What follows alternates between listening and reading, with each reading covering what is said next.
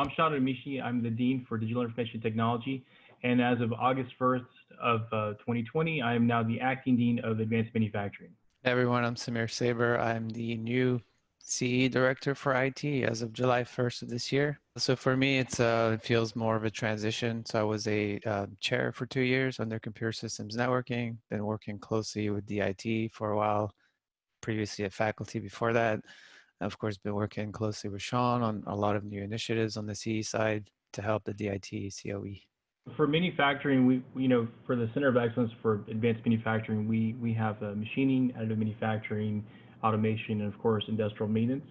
And moving forward, we're looking to put a spin in adding manufacturing 4.0, which is really towards cybersecurity, artificial intelligence, machine learning, deep learning, adding blockchain, Internet of Things, and design directly into the current curriculum that we have for manufacturing.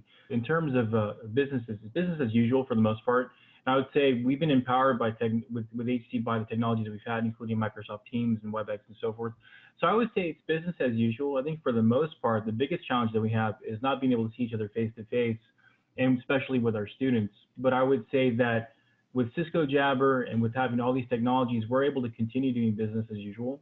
I would say we're working a lot more efficiently. We've been a lot more effective, I would say, as well as being able to have more back-to-back meetings.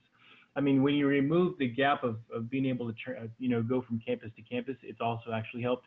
So not being able to do that and focus more on the meetings has given us an opportunity to spend more time doing actual work than having to focus on doing the commuting.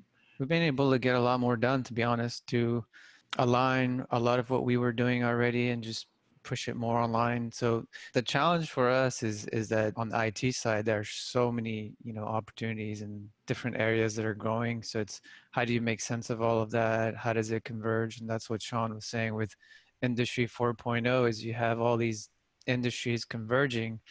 So it's a real challenge. At the same time, we're very mindful of quickly getting people in the industry with jobs. So we have a lot of exciting opportunities. One of them is, of course, the Google IT support certificate that's coming. So we're working on that, and Google announced they're also launching data analytics with that and UX UI. So like Sean mentioned, we have a big blockchain partnership that's in the works.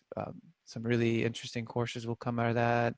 The new AI degree has just been finally launched on the AS on the credit side, and we'll also offer that on the CE side. Just a lot going on for us, which we're very happy about.